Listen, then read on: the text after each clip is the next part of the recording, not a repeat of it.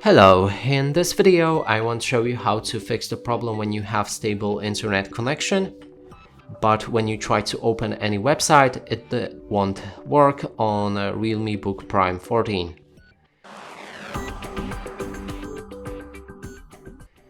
So right here in the Microsoft Edge we're gonna go and try to open a YouTube.